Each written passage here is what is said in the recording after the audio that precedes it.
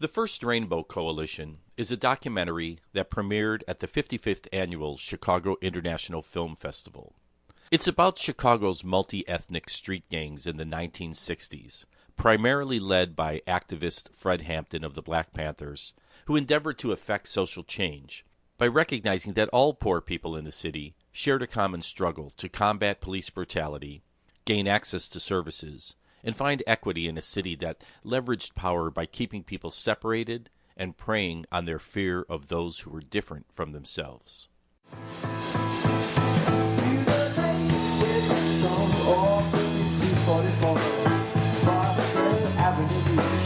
Yes, I took it to me.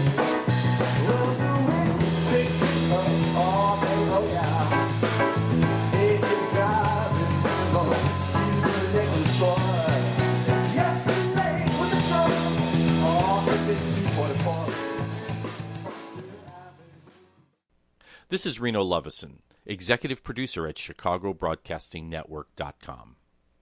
Having lived through this era, that specifically included the very active years of 1968 and 69, as a 13 or 14-year-old teenager living in South Shore and going to school at 47th and Ellis, just 2 blocks from what would become Operation Push headquarters, and navigating Blackstone Rangers and Disciple turf every day, I found this film had a kind of home movie quality for me, but full of insight that was not generally shared at the time.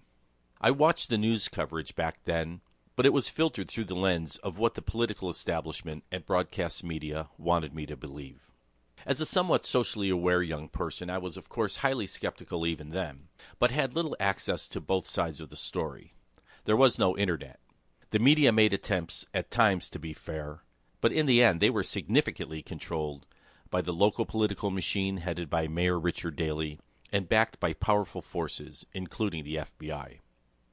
This film, The First Rainbow Coalition, endeavors to tell the story from the point of view of those who lived it, including organizers Bobby Lee, Bobby McGinnis, Jose Chacha Jimenez, and Hy Thurman, using contemporary interviews and archival footage. The racial turmoil of this period was predicated by the Great Migration of rural African Americans from the southern states, resulting in massive white flight from the west side and south side of the city.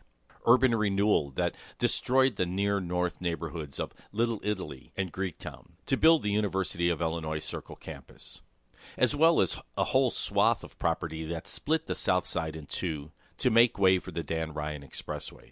Combined with the cultural upheaval that included the recent assassinations of Martin Luther King and Malcolm X, as well as the pervasive backdrop of the Vietnam conflict that resulted in what became known as the Generation Gap, all combined to create a perfect storm.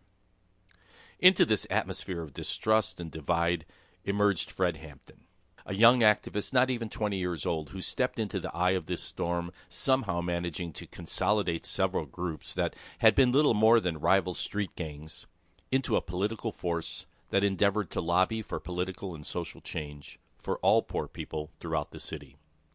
Hampton envisioned people of all races working together for a common cause.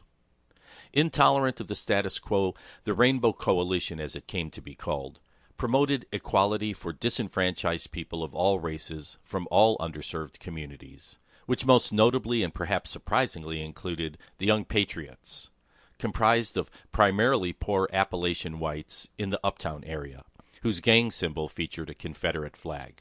Together with the Black Panthers, the Young Lords, and others, they instituted a free breakfast program for children, free dental and health clinics, food pantries, and advocated for improved low-income housing across the city. We take much of this for granted today, but the government was not providing these services in 1969, and they saw this type of grassroots organizing as yet another challenge to their authority, and a tactic to amass power. The government also distrusted the coalition because many of its members had prior police records, and they didn't believe the sincerity of their efforts. When the Chicago police were ordered to go in and basically destroy a food pantry, a young patrolman, Howard Saffold, spoke out about what he saw as overreach and unnecessary intimidation. Indeed, some in the coalition also advocated for a violent overthrow of the establishment if necessary. They were not necessarily interested in passive resistance. They wanted equitable change, and they wanted it now. law enforcement labeled the coalition a subversive terrorist organization, which ultimately resulted in what has been described as a political assassination of its leader, when then 21-year-old Fred Hampton was shot to death by FBI agents while laying in his bed in his apartment. Described as a shootout, it was later determined that all gunshots were fired in and none were fired out.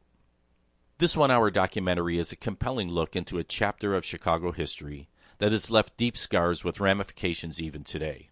But from this wound has come some degree of healing and positive social change that has its roots in the first Rainbow Coalition.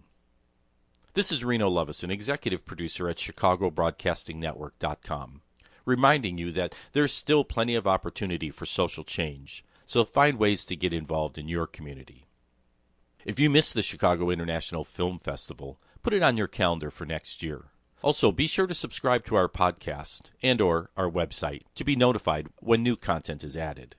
If you need video production for your business or organization, check out renoweb.net.